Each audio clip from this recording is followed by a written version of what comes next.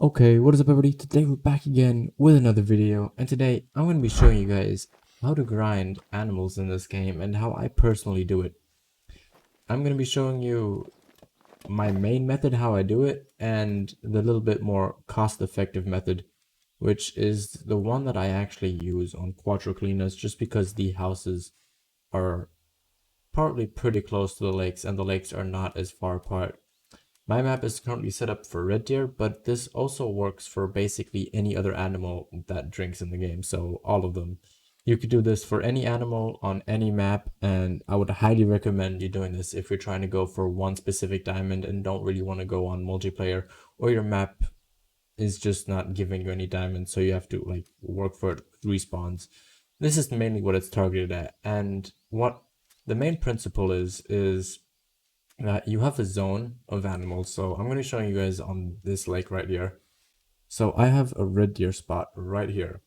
And as you guys can see down in the bottom corner here, it's around 250 meters away from me.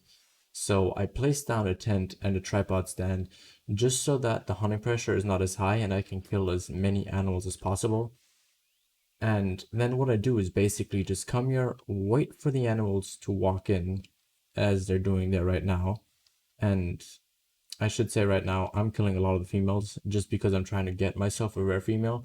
Normally what I would do is I would try and kill all of the males and then just move on from that spot and not bother about the females. But since I'm looking for a rare, I'm going to be trying to get as much of those females as I can.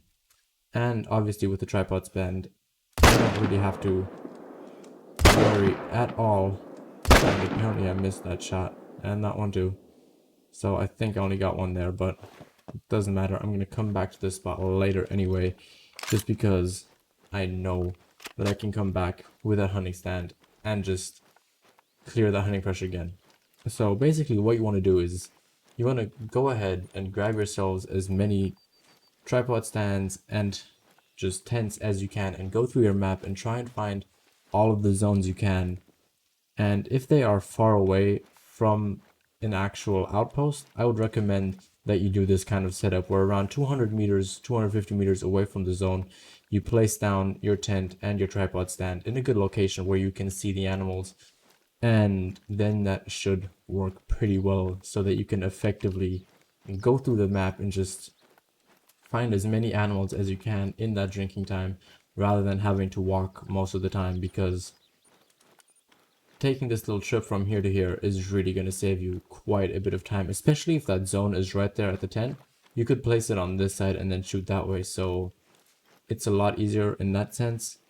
But of course, if you're a little bit more on the budgety side, I would rather recommend that you go and only do it at lakes that, for example, are like this one over here or this one over here. We're walking all the way there. It's just going to cost you too much time. Something else I should mention, if you want to do this with one tent, one tripod stand, this is going to cost you 512 in-game cash, so 1,000 obviously I'm talking about here, because a tent costs 16,000 and a single tripod stand is going to cost you 16,000 as well.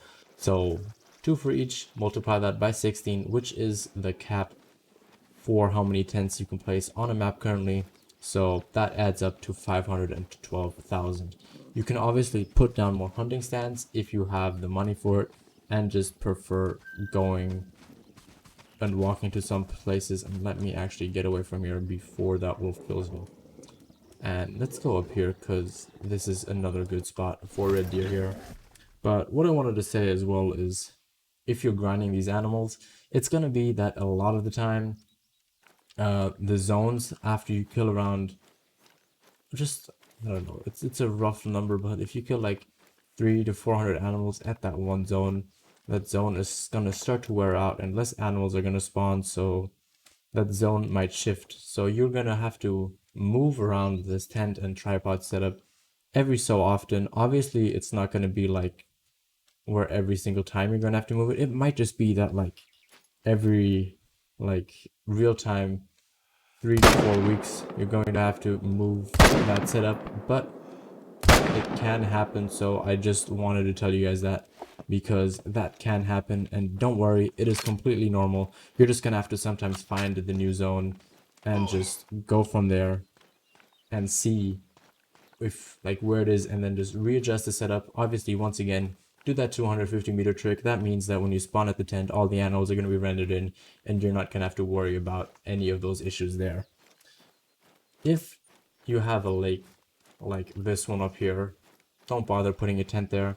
It is much more efficient just to walk around the whole lake and just get all the animals there rather than placing a tent and a tripod stand for every single one of them, just because the hunting pressure is just gonna not be a problem at that stage there, because you're gonna be killing animals here, here, here, here, so they're not all at one spot, which is gonna be very useful for you and something that you should bear in mind.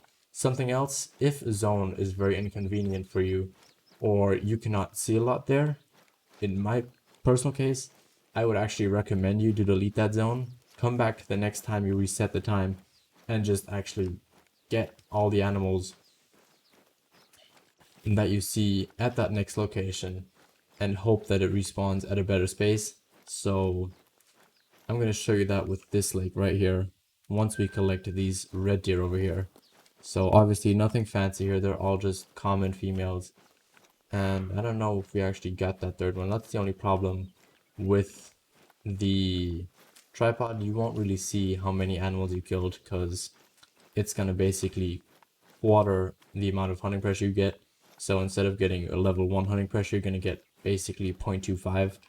But what I was saying is, let's say I have a zone here and I cannot see the animals because there's just too much brush.